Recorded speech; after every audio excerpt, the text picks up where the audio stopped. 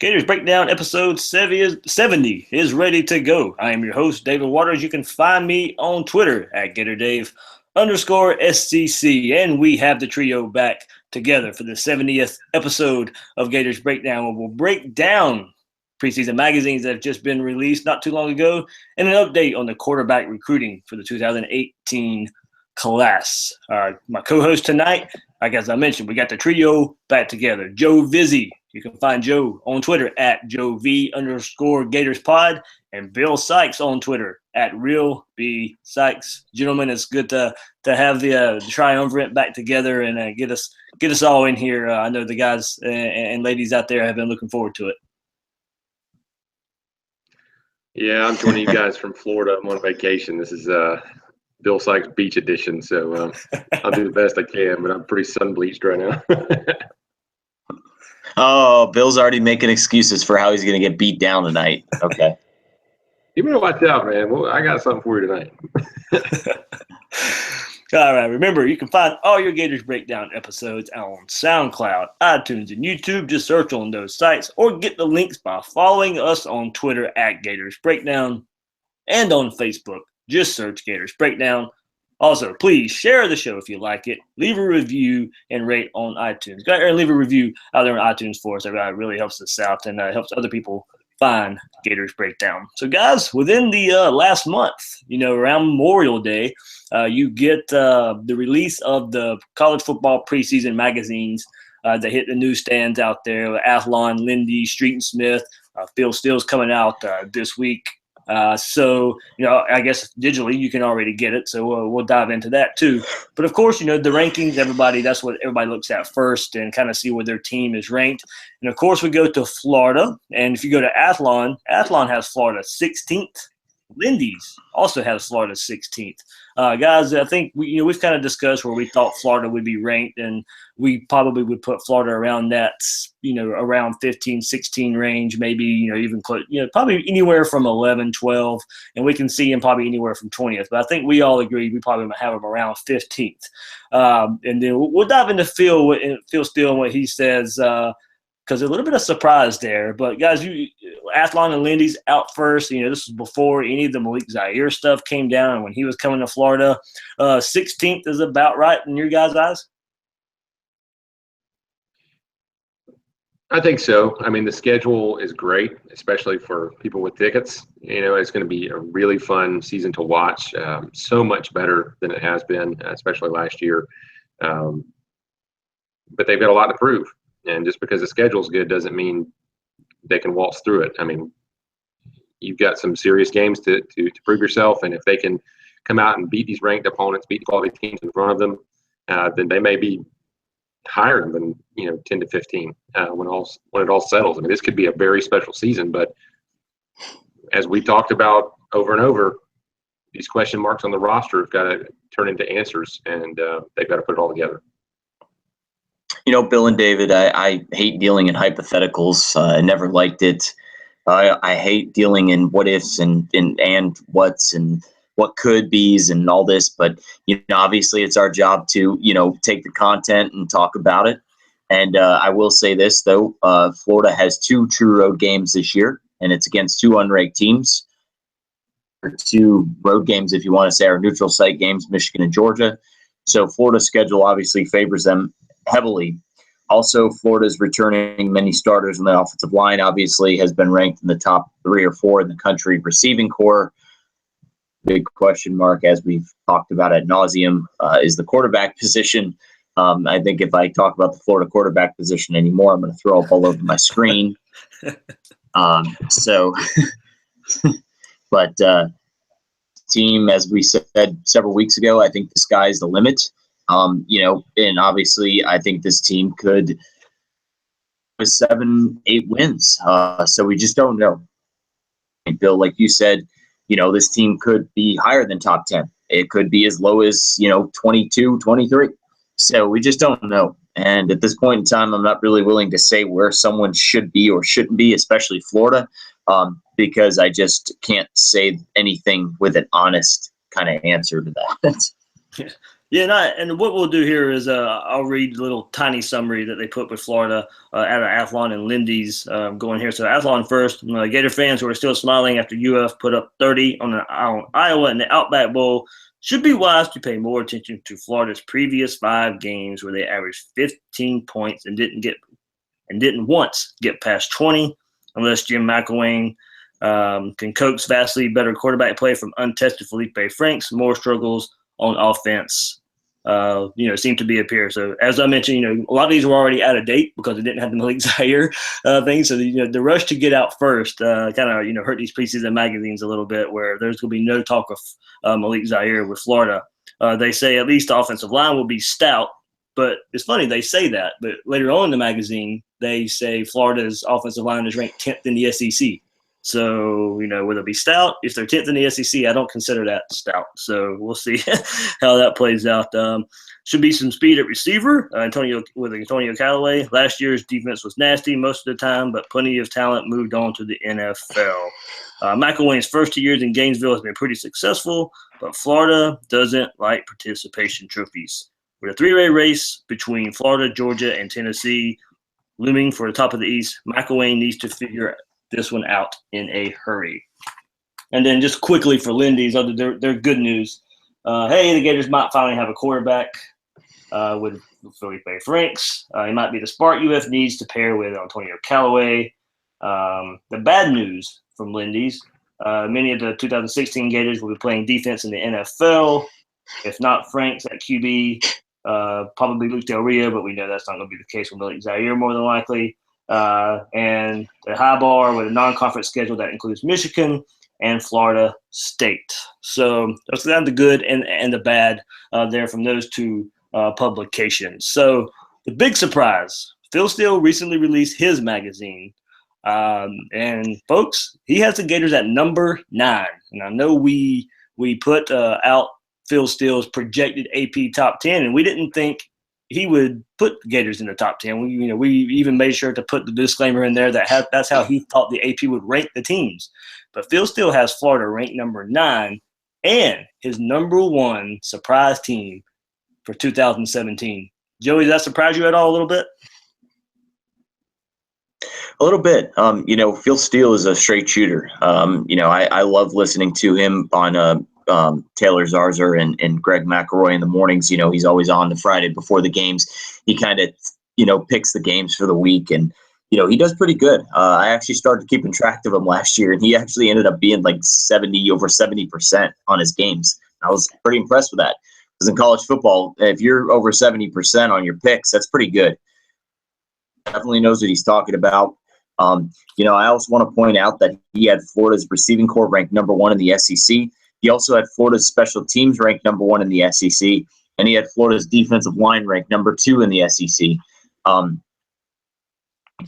So obviously he believes, Florida's going to be very, very good in some key areas. So that to me meant as much as his number 9 ranking. And like you said, the number 1 surprise team. He also wrote in his soliloquy about believes that Florida title game will be away from a college football playoff berth.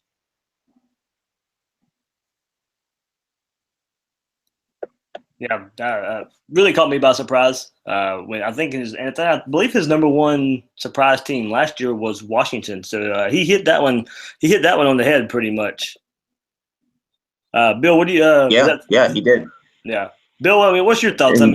I know it's the most positive things we have heard this offseason going into the 2017 season, and I'll read Phil's summary, and why he chose Florida to be his number 1 surprise team, but he breaks up his rankings going by returning starters and returning production.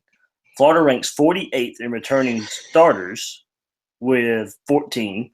And they rank 50th in returning production with 67% of that. So even with those statistics, he still has Florida ranked in the top 9 of his poll.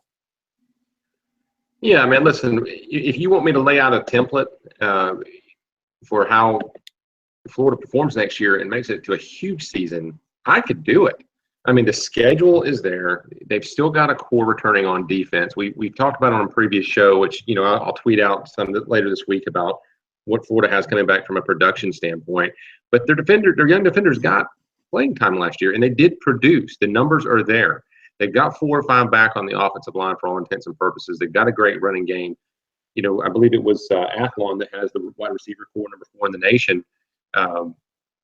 If the quarterback steps in and they stay healthy and they answer some of these questions, and if Duke Dawson and Chauncey can play outside, if these things happen, yes, this could be a huge season. This could be maybe a championship run season. But there are a lot of question marks, and as much as I respect Phil Steele, it's got a lot of dependencies here. There a lot of things have to happen. Aside from this gigantic hole of this question mark at quarterback. Joey and I were just discussing before the show, his defensive line ratings have Florida, what was it, number 2 in the nation? And that's great, but is Jordan Sherrick going to be back when he's the linchpin of setting the edge in the running game? Who's the number 3 defensive tackle? Is Antonius Clayton going to be able to hang on to his weight gain that he's made very positive gains throughout training camp? It's more questions. You've got a lot of youth. You've got a lot of unknowns as we enter camp. So I'm not surprised per se. I think it's a little bit optimistic, but it's he's using a formula here. It's not just him pulling it out of a hat. There is reasoning behind and methodology behind his predictions. So I totally respect it, and I'm all for it. I hope it happens.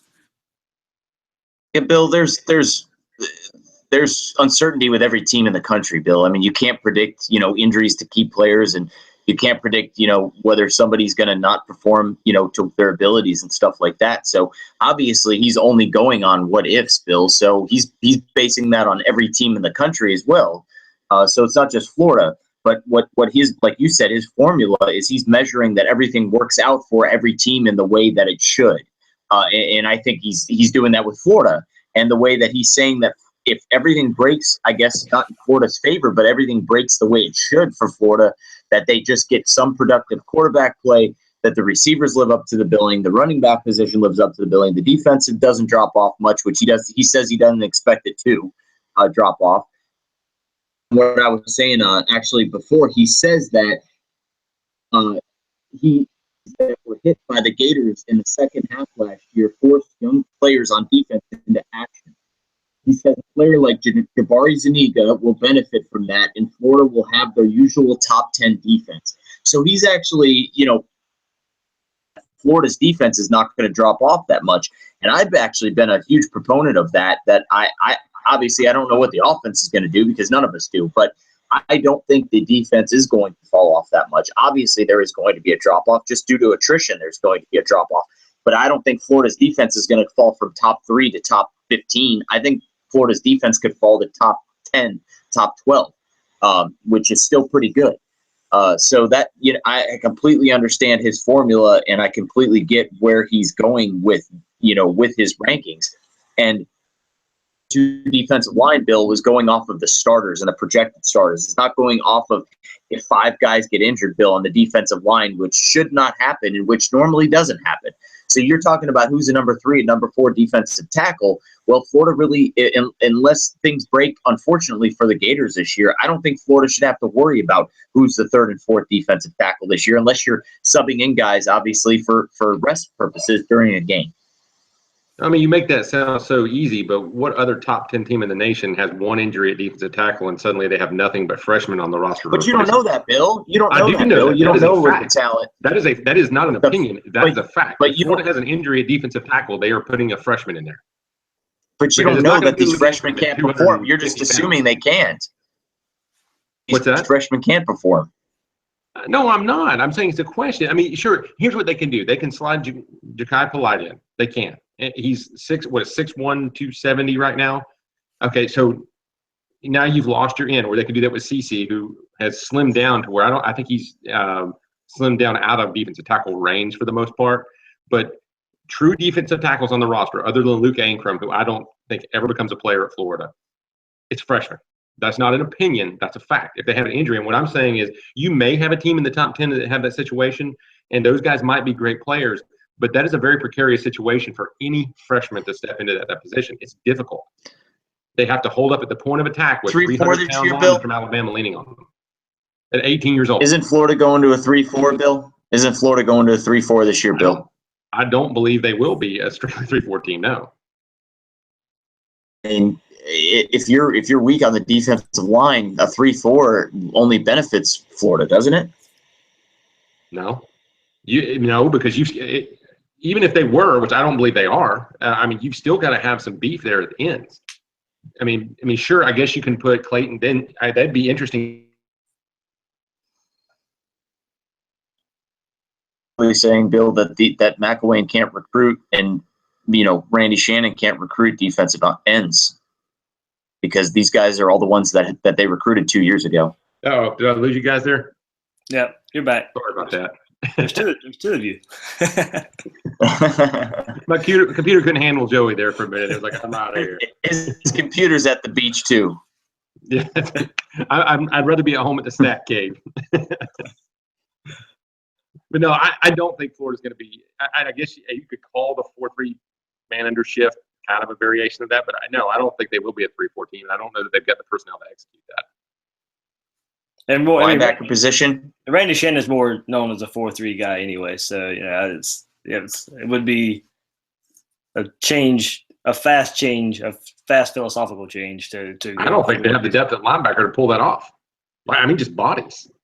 Yeah. That would play into it too. To end on Phil Steele and what he said, they do face Michigan in the opener, but Michigan is one of the least experienced teams in college football, and it is their first game. They can afford one loss, and if they are in the SEC title game, Florida is just one win away from the playoff. I will call for them to find a quarterback and an offense and match it up with that defense and special teams unit. With a favorable schedule, this team has a shot at winning it all. And that comes from the very well-respected Phil Steele. So we'll see what that – like I mentioned last year, I believe Washington was his number one surprise team, and he picked that, and that team did go to the college football playoff. But as we know, Florida has some questions, and Phil Steele believes the Gators will get those answered. So now moving on, and my favorite thing about these preseason magazines is opposing coaches will come out anonymously and say what they think about a program. I'll start with Athlon, and then I'll go with Lindy's and see how those match up. But I also want to go back to what they said last year. So what they thought after McElwain's first year, and then compare it to a year later and what they think now. So last year's Athlon. I don't know if anyone has deserved SEC Coach of the Year more than Jim McElwain last year. They coached their ever-loving tail off on offense to get as close as they could to a championship. They just didn't have the same talent as everyone else.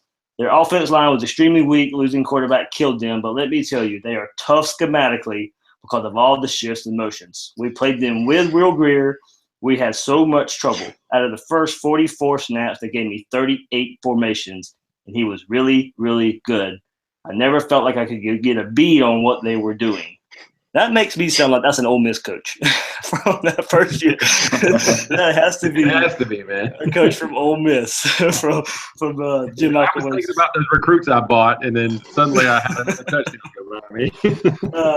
But after that, of course, they didn't play well once when they lost their quarterback, and it looked like on film they didn't do a great job of adapting to Treon Harris. But that was a good team with Will Greer. I'll end that one there. No sense to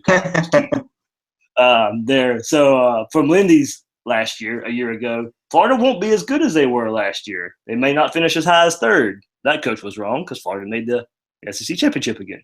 They lost their quarterback, Will Greer, and now they're back to ground zero. They don't have the same depth and numbers of potential explosive guys on offense.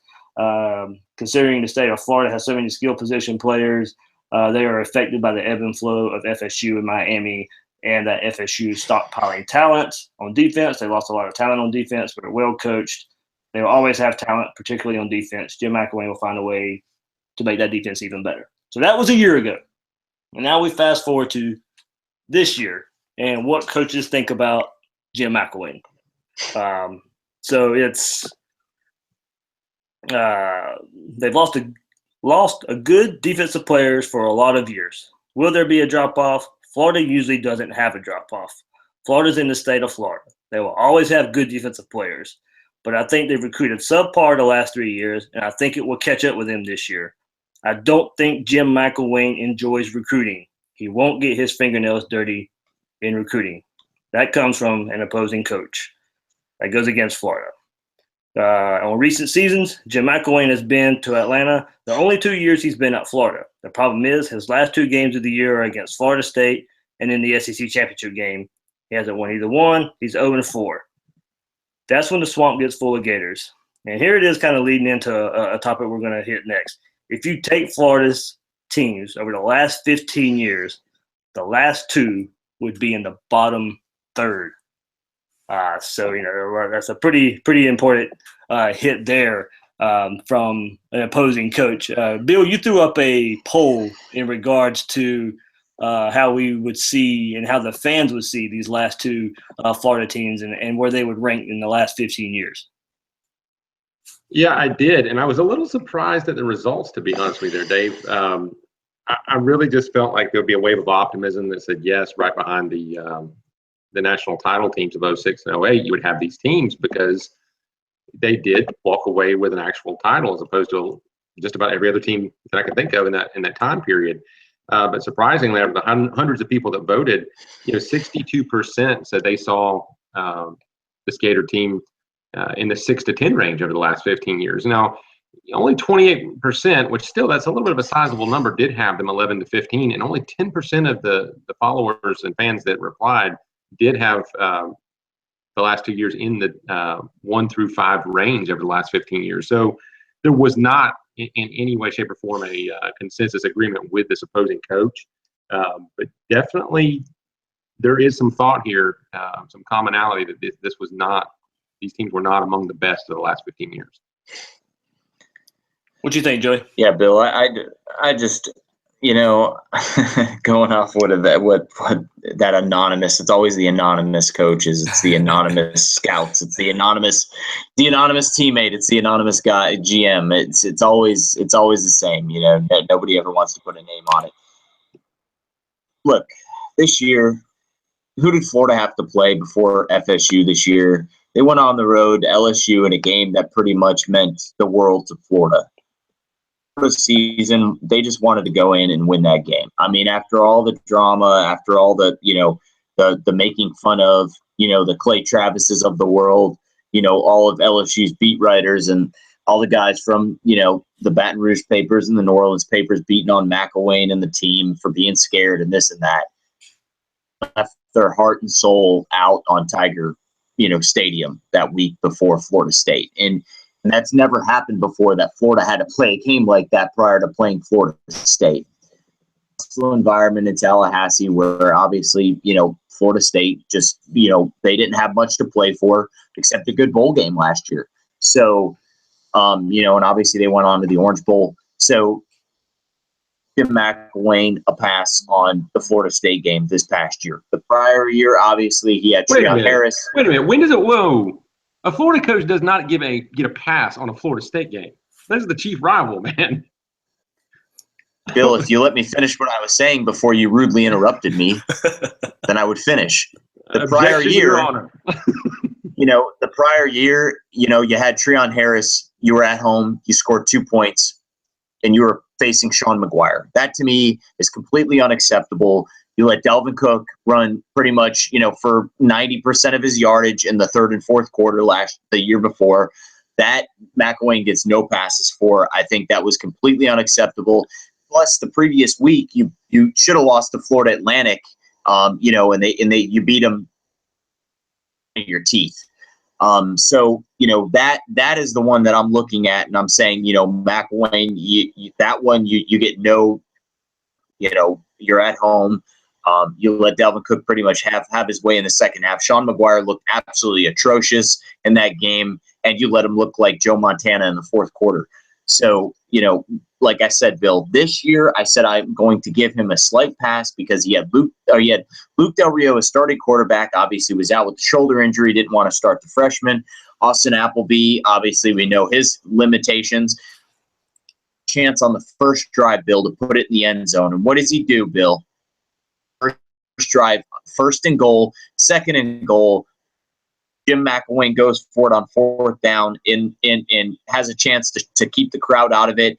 And Austin Appleby absolutely just goes nuts and throws an interception.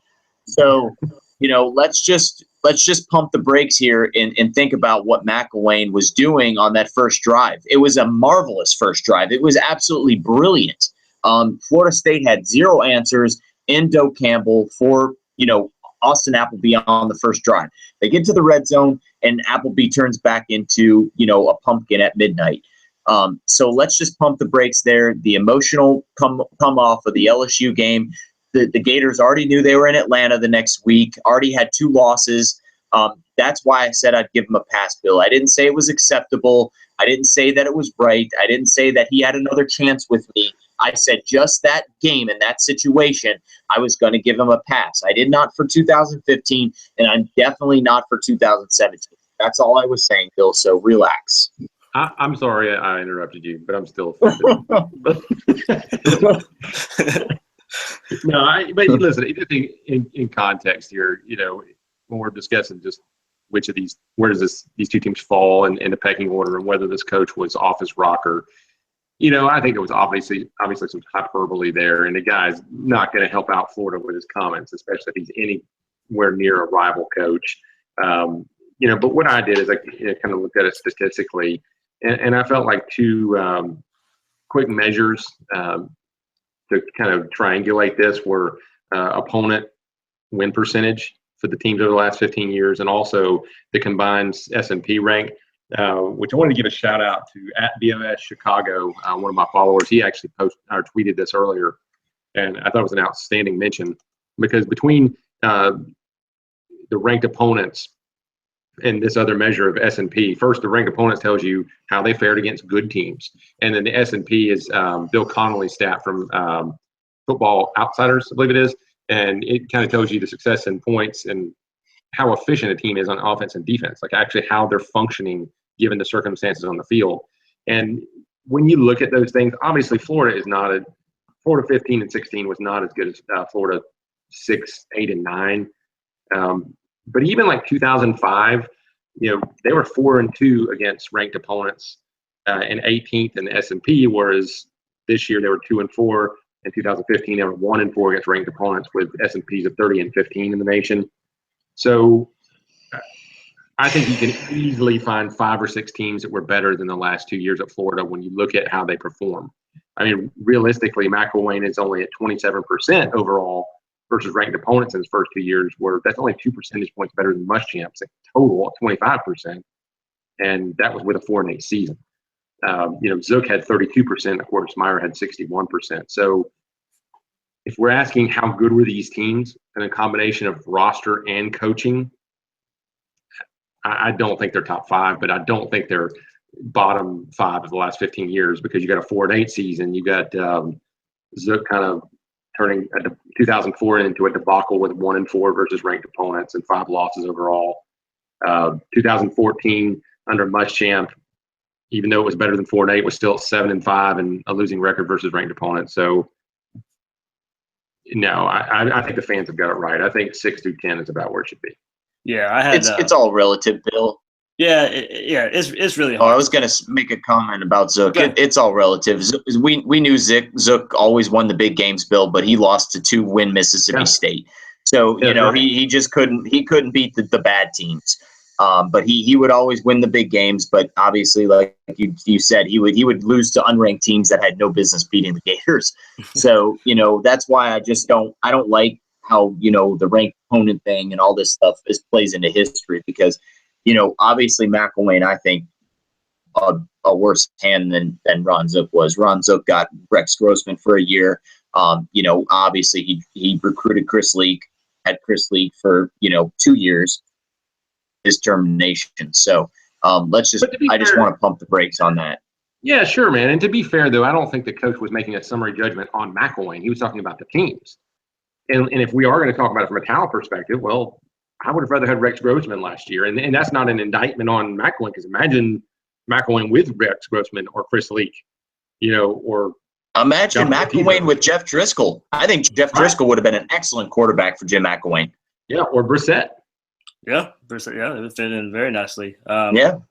And also, I just think you got to also put in, if you want to look at that, the stature of the SEC East there as well. That it could be another point that coach was making, saying, the SEC East in general, the last last few seasons hasn't been nowhere near compared to early 2000s and mid 2000s SEC East. So that could be, I think, probably part of the decision making there as well. And TH Natural Works, we all talked to him on Twitter. He goes, no chance the 15 and 16 teams are worse than the 2010, 2013, 2014, 03, and 04 classes. That's pretty much our teams. That's kind of the ones we threw out there as well, talking about that. But one more thing, and it's kind of going to bleed into, we're going to talk about quarterback recruiting, but the comment from the coach that says McElwain doesn't like to get his fingernails dirty in recruiting. That's telling. A lot of fans have seen that, but McElwain doesn't pressure in recruiting, doesn't put a lot of pressure on recruits. And now to see an opposing coach say this, that lets you know that the narrative really is out there, and it's not just around fans, but it's in the coaching circles as well.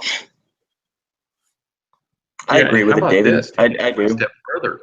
There was a coach talking about Georgia anonymously that said everybody knows what the blue chip count relative to the rest of the division was in recruiting this year. Well, everybody says they don't pay attention to that. But there he is. Apparently they do. Yeah. It's I mean, I understand why, somebody would say that, David. Obviously, we know that McElwain, I just think he's just an aw shucks kind of guy. He's an X's and O's guy. We talked about that, David. We've talked about that, Bill. And that's why he went out and got savages like Jawan Sider and Corey Bell, because those guys are the ones that aren't afraid to get their fingernails dirty. So McElwain doesn't have to. I think McElwain. And the more I think about it, I think McElwain wants to recruit a lot like Spurrier did. He wants to have results to point to that help him recruit. And the big problem is we haven't seen those results. So I think recruiting is coming by a lot harder than he imagined it at Florida, because I think he thought he'd come in, the results would be there. He's at Florida. He's got weapons. He can recruit the weapons he needs. But we haven't seen the on-field results as far as offense goes of the 30, 35 points a game explosive offense, where I thought he would be able to tell a quarterback recruit, hey, look at what this guy's doing. But you know what? He can't point to that right now. And I think that's what hurts Jim McElwain too. He wants to be a little like Spurrier and point to, hey, come in my system, you'll be successful. Yeah, and think about David, it like we've talked about this. Oh, go ahead, Joey. I'm sorry. Go ahead, Bill. Go ahead. I'm sorry, buddy. When Foley hired him, he looked at him, and it's easy to understand why he picked McElwain. He had head coach success, he had coordinator success, that recruiting experience in the SEC. But his SEC experience was Alabama. And kind of like you're talking about, Spurrier could waltz in and say, hey, I'm Steve Spurrier, X's and O's, baby, come to Florida. And if they didn't want to, he'd walk out and go to the next one, and he'd win with them. And I think McElwain does want to do that. And that's what he could do in Alabama. While it wasn't his X's and O's, he walked in and say, hey, Bama, baby, we're going to win titles. I got Saban here. They were lined up to come to Alabama. But then he walks into a Florida that is really struggling. It's endured Muschamp. The offense is a wreck. They haven't had quarterback success in a while. This is tough sledding. It is uphill. And while things are getting better, I can imagine that it really was a shock for him personally. And that's no knock on him. But I bet it was a real shock that he had to work as hard as he did to gain traction in recruiting. So hopefully he's doubled the efforts, and those new coaches, like Joey said, are going to make that difference. And David, what I was going to say is that, we've talked about this post, recruiting show that we did a couple months back, is that McElwain, walked in thinking that the Florida brand was going to sell itself. And that doesn't happen anymore. It's 2017, David, Bill. Everybody's got, money now. Everybody's got the equipment. Everybody's got the facilities. Everybody's got the, the Xbox systems in the team rooms and stuff like that. I mean, it's the equipment. The facilities are upgraded in almost every college campus now. Florida used to be known as the brand. It was the SEC back in the 90s when Spurrier was here. It was Florida and Bama, and that's pretty much all it was for 10 years, 15 years. And even, Urban Meyer continued it. He would walk into somebody's room and say it's Florida, and kids would want to come. That's why Urban Meyer had the #1 recruiting class in 2010. And like Bill said, it's Nick Saban. Nick Saban can walk in with all his trophies and all his rings on his finger and say, it's me. I'm going to take you to the next level. McElwain has not had the success to be able to do that yet. And like David and Bill, you both said, is that I think McElwain kind of estimated this job a little bit. We know the big buyout that he had at Colorado State. University of Florida covered half of it, but McElwain was on the hook for half of it out of his own pocket. And I think he came in with the expectations that he was going to walk into a recruit's room and say, I'm Coach Mack. I from Montana, and I'm head coach at the University of Florida. Come play for me. And kids are like, well, I got an offer from Georgia. I got an offer from LSU, Texas A&M, Alabama, Florida State, UCLA, USC. How are you any different? I can go out to USC and the weather's 85 to 80 degrees year round. Girls are smoke shows too. And, I could build my brand out there, even though the team's not great. Kids nowadays are worried about their brands almost as much as they are about winning, guys. And, that's the hard, cold truth. But days at 17 years old, how they're going to market their names like Odell Beckham Jr. and, Peyton Manning and Tom Brady. And, they're thinking about the business side of things at a high school level now. And, and that's where I think a lot of the recruiting the culture has changed over the last, 10 years, especially in the SEC. When he committed to the Vols last year, the #1, offensive lineman in the country, he said, I wanted to go somewhere where I could build my brand. So I went to Tennessee. That was his words. Yeah. That comment from that coach was alarming because it put out a thought that we kind of knew was out there, but to hear it from a coach, it was kind of surprising, and that's why I like that little feature in those preseason magazines, because we get to hear somewhat opposing coaches think. And like Joey said, it's anonymous, so they're a little more, they come out and say more than what they want to say, or are not afraid to say some things. But we'll see how that all shakes out for Jim McElwain. And one part where he does need to get his fingers dirty a little bit, and that's quarterback recruiting for the 2018 class. And we know the names. The main name out there, Justin Fields, should be on campus this week on Tuesday. That seems to be the thought. Big recruitment for Mac, and his reputation as a big time recruiter. It's gonna come down to Justin Fields a lot of how people think Jim McElwain will have success at Florida. He got in early. He probably got the train rolling on Fields decommitting from Penn State, and now it's a race between Florida, Florida State, Auburn, Georgia, a few other schools out there, but those are the main schools we need to concentrate on, because there's hardly any way it's not one of those schools. For Florida, they're still all in on Fields, and there's not much talk about other quarterbacks in the mix. Joey, how important do you see this Justin Fields commit and this recruiting and the way it plays out? You got rivals in FSU and Georgia going after him. Auburn, who's kind of maybe got in late a little bit, kind of close to his hometown. How big do you see this Justin Fields recruitment for Jim McElwain? I mean, I can't even think of a word that would describe how big it is, actually. I just don't, because I just think this has an effect. And Bill, I actually think me and you were talking about this on Twitter the other day, right, about how this would extend McElwain's tenure at Florida just by this commit alone.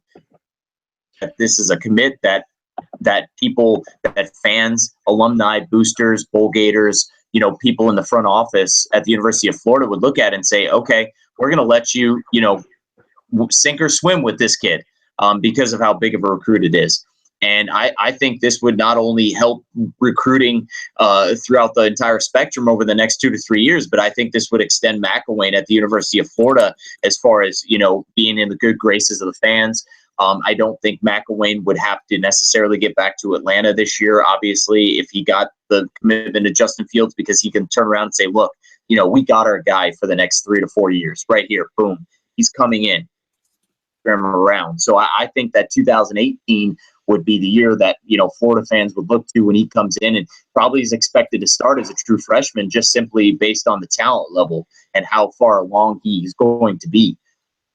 So this is the kind of recruiting impact that's going to ripple for the next, like I told Bill, 3 to 4 years, not only with Jim McElwain, but recruiting. I think Jacob Copeland would be quick to follow if Justin Fields came to the University of Florida. And I really don't think this is an Auburn, Georgia, Florida State race, Bill and David. I think this is a Florida State and Florida race. I really do. I think this is going to come down to Jimbo versus Jimbo. I really think that's what it's going to come down to. I think Florida State and rules that he really has pegged at the top. Obviously, we heard this week that, he really wasn't fond of Florida State, the way Jimbo acted and whatnot, rubbed his dad the wrong way, whatever. But I really do think that it's going to be a Florida State-Florida battle till the end. I don't know when the commitment's coming, but I just can't figure out a word, Bill. Maybe you can help me here to describe how big a Justin Fields signing with the University of Florida would be. It'd be the biggest, obviously, quarterback commit since Brock Berlin, probably. And Brock Berlin was said to be a once-in-a-generational type quarterback out of Louisiana. Yeah, I think the word that comes to mind for me is seismic. This situation does not just represent the injection of talent, because he could be the next Brock Berlin. The guy could bust. But it's more than just about Brock Berlin was pretty good at Miami, Bill. He was pretty good. Brock Berlin was pretty good. Yeah, he was. And there were reasons beyond just his talent that didn't end up on the field at Florida. It's just that you never know when you've got a Bob Staplehouse, and you never know when you've got, Werfel or Tebow. But there's a lot of these 5-star quarterbacks that have ended up absolute studs and game changers. And Florida's won a pair of national championships with these guys, and Leak and Tebow.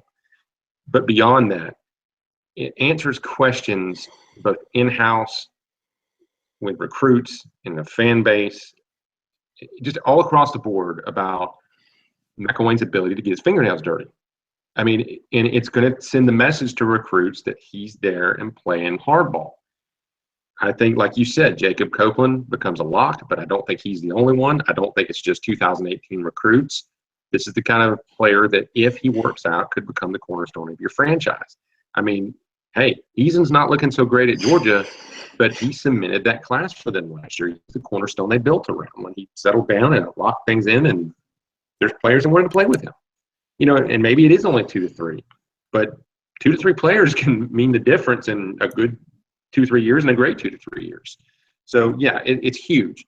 Personally, I'm going to roll kind of with the info we got from Blake Alderman at this point. I think Auburn is a factor, but I don't trust the stuff that was out there on Twitter yet about Florida State.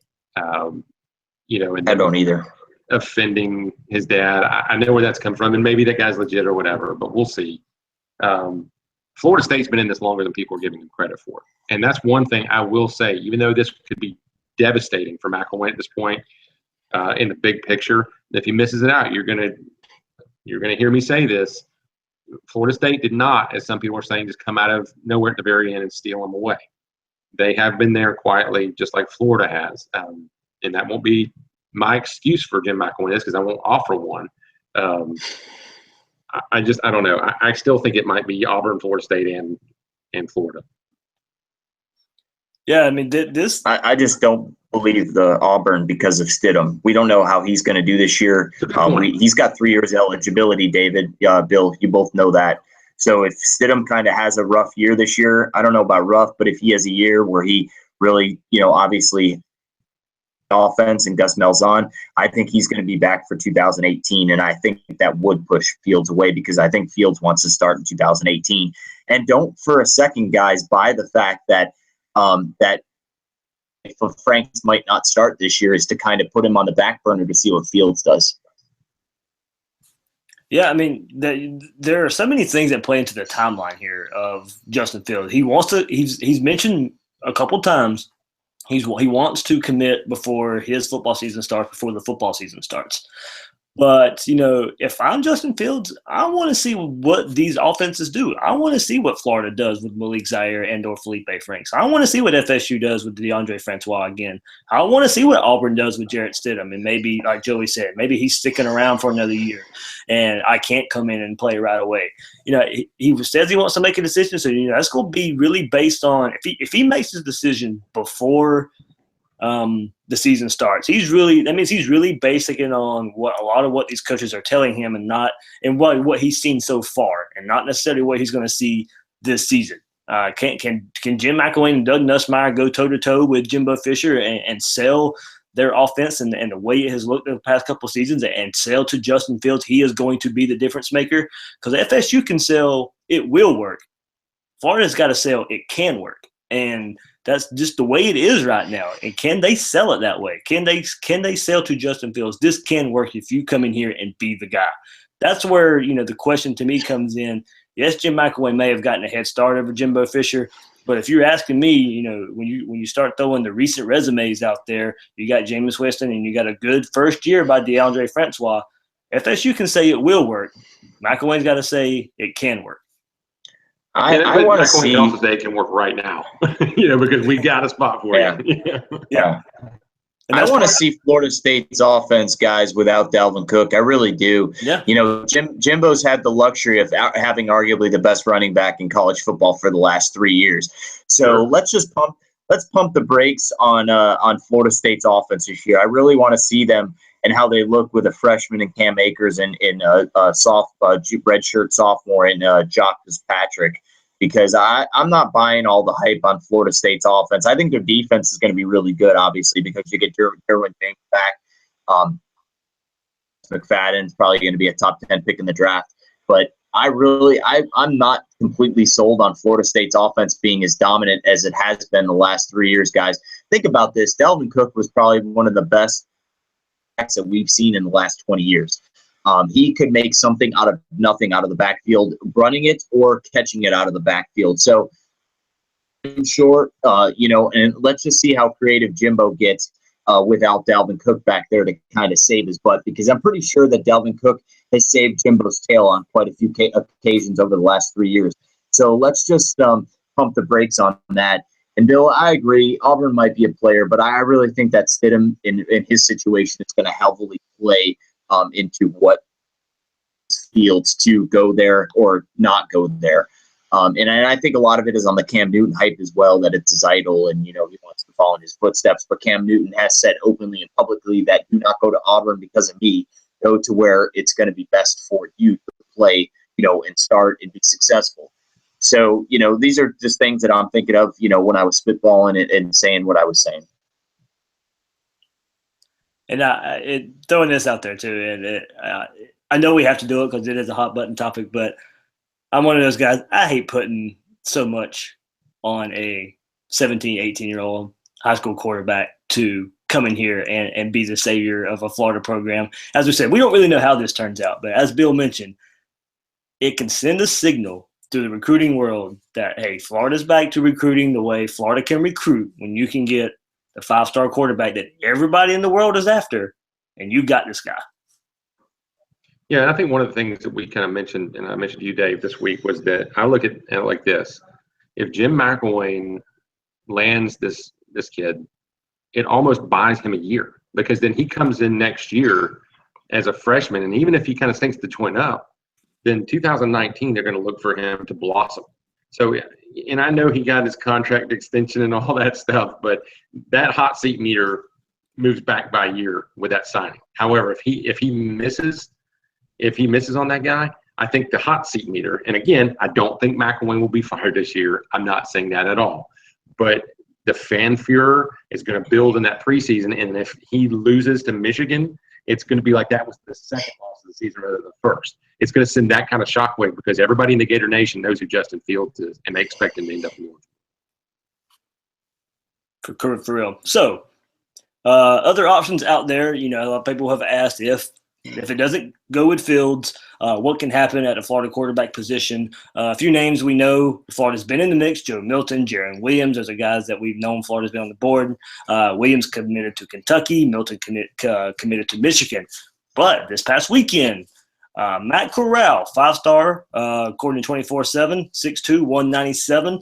Tom Loy from 24/7, our friends at 24/7, he first reported that Matt Corral decommitted from USC and is now considering Florida, Georgia, and Alabama. Georgia holds the crystal ball lead right now, and that would give Georgia a 5-star quarterback signee 3 years in a row. That has never been done.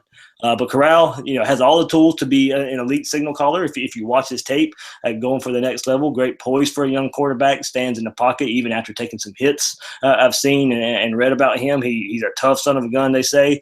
He can make all the throws with power and even touch and accuracy at times when he needs to be. Mobile enough to escape pressure if he needs to, and also escape the pocket. And hit some passes down the field. So one thing I do like about him that I saw from the little bit of tape I watched, and don't get me wrong, I haven't watched a lot and didn't get a lot of this guy until the article came out, but he does read his progressions. He goes to a second and a third option. So to me, even doing that at a high school level is pretty big. So Bill, I know we kind of talked about him a little bit and what you saw from Matt Corral. Yeah, I like the kid, but I've reached out to a couple of sources through our friends at the 24/7 Sports Network, and what I've been told is the exact phrase I got was, this could be Will Grier 2.0. A lot of people question why he doesn't hold a Florida offer right now while he's not scheduled to visit. And they kind of assume that he would because of the situation at Florida at quarterback. But apparently there's been multiple incidents with this guy. Not saying he won't end up at Florida. I'm not saying that Jim McElwain won't take the chance on a kid like this and pursue him.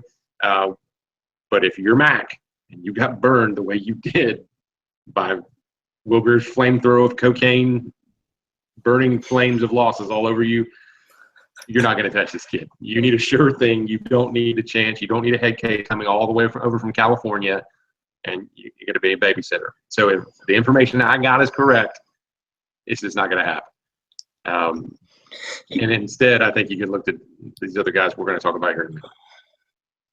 Yeah, I mean, Bill, I've heard similar things. He's kind of a wild child in that sense. But also, I saw, one of our video, Joe Milton, slinging passes and 7-on-7.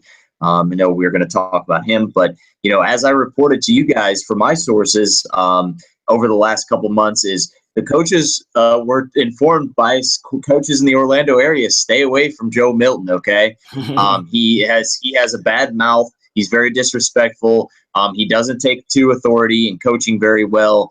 It kind of plays a little style of backyard football, has all the talent in the world. But, when coaches that have coached him and coached against him are telling, McElwain and the staff to stay away, McElwain pretty much gave him, and I reported this on Twitter, a non-committable offer. And as soon as I said that, what happened 5 days later, David, he committed to the University of Michigan. I mean, all I'm saying is that, that's another situation. Like you said, Bill, I think that McElwain got burned by Will Grier, by his father, and does not want anything like that to happen again. He doesn't want to take a chance on anybody that might be suspect behavior-wise. And I think that's why Fields is such a huge target for Florida, because I think Fields is about as clean on and off the field as you can get. By the way, why would you transfer to West Virginia if you have a drug problem? I mean, he's married now. He's married. He's got a kid. We just don't know. We assume and we hope that he's cleaned up his life. And obviously, he had a roommate. We won't name names. He was, a kicker at the University of Florida, and he struggled a lot. He kind of got, Mr. Grier into situations that he might have been in. So, yeah. Another name that's getting thrown out there since we're being asked if the worst happens with Justin Fields. Devin Leary, 4-star of the 24/7 composite there, 6'1", 195, currently committed to NC State, pro-style passer. What I like about him, a lot of pre-snap stuff going on at his high school level. Makes calls at the line of scrimmage. His pre-snap reads on point. Really good mechanics, get rid of the ball quickly. pretty accurate, really, pretty strong arm there, what you can see from him. Also has touch on the intermediate throws. That's one thing, from what we've seen and heard with the struggles of current Florida quarterbacks. One thing I want to look for is how do these guys look on the intermediate throws. Granted, we know it's high school, but we'll take from what we can see with the little film we have, and he looks off safeties when he's going deep down the field, pretty accurate there. So that's another name being thrown out there. As I mentioned, is currently committed to NC State, but his name's been thrown out there a good bit. That Florida may be more behind the scenes, keeping an eye on this guy. Hey, our good friend Grimnich over at GatorBait.net made a little post on the board there about Devin Leary, and he mentioned that he's been following a lot of coaches and players from Florida as of late. And Leary was a guy that really turned some heads and shined in the pro day portion of the Elite 11 competition, and now he's heading to the finals. And the word on the street says that if he does well at the finals of the opening, that he could be a guy that gets a ratings bump. He's a little undersized as far as what you think of as a prototypical pocket passer, but he's big enough, and he's a guy that I could really see McElwain turning to and pursuing should Fields go another route. Yeah, it's gonna be an adventure for sure. The rumor now I've heard for what Florida's going to do with Justin Fields is maybe try and push for a commitment sooner rather than later. Let them know where they stand. And if that doesn't happen, if Florida maybe doesn't get the read from Fields that they want, then the names that we have mentioned, you may start seeing even more of. So, we'll see. We've mentioned how we talked about Jim McElwain's recruiting so far, and maybe he doesn't put pressure on guys. Well, there's a little bit of word out there that the word may be coming and the press may be coming on Justin Fields to make maybe a decision, for a commitment towards Florida. Yeah, I mean that's what that is the word out there that he's visiting this week, and during his visit, Florida may try and push for a commitment there. And if they don't get it, that's not saying Florida's out of it, but Florida may start looking around a little bit if they don't get the kind of feel from Justin Fields they want right now. He's probably listening right now. Justin, if you're listening, buddy, Bill, I'm leaving the Atlanta area for Florida. He listens to you, Phil. You can do it, man. I'll get you through this. It'll be cool. You'll love it. Bill, he's your number one fan, Bill. He's got your picture hanging on his wall in his bedroom. Well, so do you. Nobody's supposed to know about that. Hey, I need a dartboard for some use. Oh, there we go. I missed getting my poster. I don't know what happened. Yeah, hey, and if anybody's wondering, true story, 1 second after I clicked to join the room tonight, Joey and I were debating. Is that not true? That is true. There was a debate within 5 seconds of jumping on here. We just couldn't help ourselves. We couldn't help ourselves. So believe me, folks, it's not played because of the podcast. They really do debate. You should see Twitter messages. Yes. You should see. It's not fake.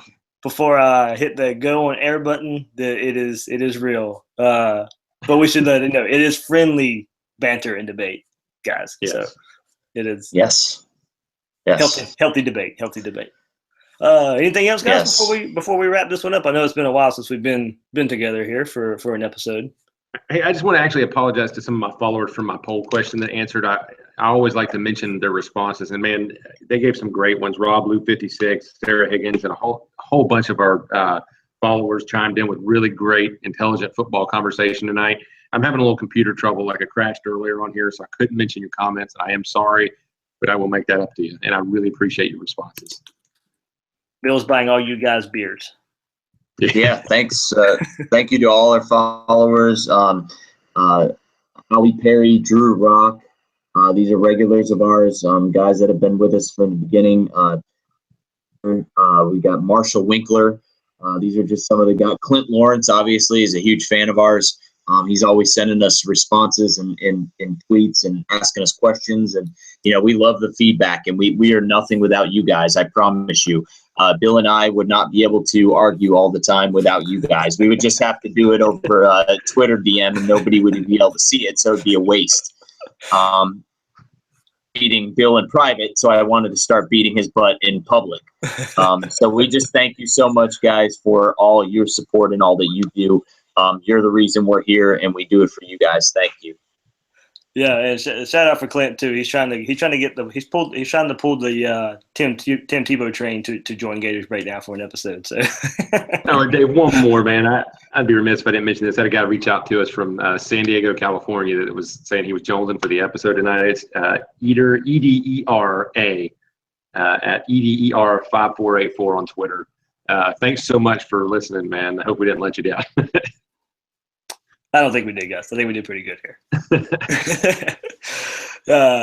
So I'm your host, David Waters, here on Gators Breakdown. You can find me on Twitter at GatorDave_SEC. Joe Vizzy on Twitter at JoeV_GatorsPod, and Bill Sykes on Twitter at RealBSykes. This has been Gators Breakdown, where we have broken down the preseason magazines that have been recently released for the college football season and a quarterback recruiting update for the 2017 season. So for Joey and Bill, I'm Dave. Thanks for listening to Gators Breakdown.